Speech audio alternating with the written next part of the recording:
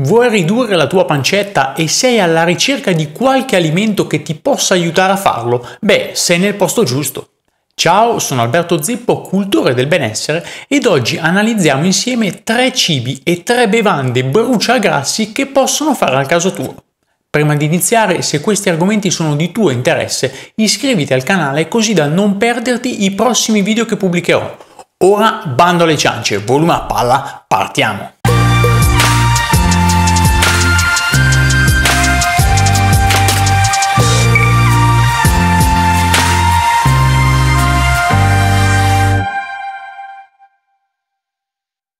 Per mantenere più attivo il nostro ritmo metabolico esistono 2 strategie principali. La prima è assumere sostanze termogeniche, ovvero che aumentano il metabolismo basale e quindi la nostra spesa energetica. In altre parole, ci fanno bruciare più calorie anche quando siamo a riposo. Al termine della puntata analizzeremo invece la seconda strategia. Siccome non c'è tempo da perdere, direi di iniziare subito con il primo alimento bruciagrassi di oggi. Sto parlando della curcuma. Come saprai certamente, sono un folle amante di questa meravigliosa spezia. La reputo una delle sostanze più utili e versatili presenti in natura. Uno dei tanti benefici che possiede è anche quello di essere uno dei migliori alimenti termogenici, dunque utile per perdere peso. Oltre a questo favorisce il drenaggio dei liquidi e limita i picchi glicemici, migliorando dunque il senso di sazietà. Al secondo posto non possiamo che trovare lo zenzero, l'altra spezia dalle 1000 proprietà. Contiene la capsaicina, un composto organico che ritroveremo anche dopo, utile per aumentare il metabolismo basale. Contiene inoltre un gruppo di molecole chiamate gingeroli che hanno un notevole effetto termogenico. Per questo motivo non può che essere ritenuta un ottimo bruciagrassi. Al terzo posto troviamo ovviamente l'alimento che contiene principalmente la capsaicina, ovvero il peperoncino. Come noto, il peperoncino è uno dei cibi più utili per ridurre il grasso, grazie al suo effetto termogenico. Se non hai problematiche con il sapore piccante, stai cercando di perdere grasso e vuoi ottenere il massimo da questa famiglia di alimenti, potresti provare a spingerti oltre. Infatti, più l'alimento contiene capsaicina, più è piccante, più alto è l'effetto termogenico. Per questo motivo potresti fare un test con i jalapeno o salire ancora più su con l'habanero o magari avventurarti ancora più in alto. Se sei interessato ti consiglio di leggere online la scala Scoville, dove sono riportati gli alimenti con il più alto tasso di capsaicina. Ti ricordo che i miei video sono frutto di mie conoscenze ed esperienze. Valuta sempre da te con il tuo medico se certe sostanze possono darti problematiche. Direi che ora è arrivato il momento di oltrepassare queste spezie cambiando tipologia di alimenti.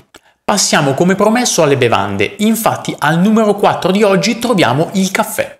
Così come per la capsaicina, un'altra sostanza con ottimo effetto termogenico è la caffeina. Sembra infatti che la caffeina aumenti il dispendio energetico di circa il 10%, aumentando la produzione di calore nell'organismo. Se già di per sé bere ha un effetto termogenico, ancora di più lo è se in queste bevande vi sono elementi come la caffeina che potenziano questo effetto. Di conseguenza il caffè risulta essere un'ottima soluzione per chi è alla ricerca di scorciatoie per perdere grasso. Personalmente non reputo il caffè un'ottima bevanda dal punto di vista salutare, ne ho parlato anche in passato. Per questo motivo alla posizione numero 5 troviamo un'alternativa che reputo possa essere una soluzione migliore.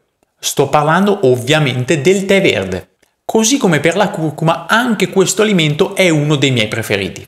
Anche il tè verde possiede un importante effetto termogenico grazie alla sua presenza di caffeina. Il vantaggio del tè verde però non deriva solamente da quest'ultima. Infatti molte varietà di tè verde, prive o povere di caffeina, risultano comunque essere delle valide soluzioni ai fini del dimagrimento. A cosa è dovuto tutto ciò? Il motivo primario è la presenza delle catechine, polifenoli utilissime che abbiamo conosciuto nei video passati. Anche le catechine hanno la capacità di stimolare il metabolismo basale. In secondo luogo, il tè verde ha un ulteriore effetto, quello di far diminuire l'appetito. Per questo motivo risulta essere davvero un portento nella diminuzione del grasso corporeo. L'ultima sostanza che ho deciso di citare per questa puntata può sembrare una banalità, ma in realtà non lo è. Sto parlando dell'acqua fredda. Abbiamo visto prima che bere ha di per sé effetto termogenico, ma bere acqua fredda può dare una spinta metabolica aggiuntiva. Per quale motivazione? Semplicemente perché obbliga il nostro corpo a bruciare più calorie per alzare la temperatura corporea, riportandola ai livelli standard. Onestamente non reputo saggio bere acqua fredda per svariate motivazioni, ma è corretto inserirlo in questa lista, dato che è uno dei metodi più facili per provare a ridurre il grasso. Tutti gli alimenti che abbiamo appena analizzato sono certamente molto validi per bruciare i grassi. L'aspetto primario però che dovremmo tenere a mente è ovviamente lo stile di vita. Un regime alimentare variegato con un ridotto consumo di zuccheri, inclusi dunque i carboidrati, è la scelta primaria da adottare quando si vuole ridurre il grasso viscerale. Consumare grassi sani, verdure, proteine, qualche frutto a basso carico glicemico, accompagnando il tutto con una costante e moderata attività fisica, ci farà raggiungere ugualmente il risultato. Se vuoi conoscere altri alimenti utili per perdere peso, scrivimi qui sotto nei commenti, magari in un futuro potrei creare un contenuto simile. Prima di concludere però, come promesso ad inizio puntata, ti svelo qual è il secondo trucco per mantenere più attivo il nostro ritmo metabolico. È fondamentale avere un buon funzionamento della tiroide. Per questo motivo è importantissimo non avere carenze di iodio e selenio necessari per garantire il giusto funzionamento della ghiandola tiroidea. Qual è il modo migliore per farlo? Ne ho parlato in questo video che ti consiglio vivamente di guardare. Spero di esserti stato d'aiuto anche oggi e ci vediamo al prossimo video.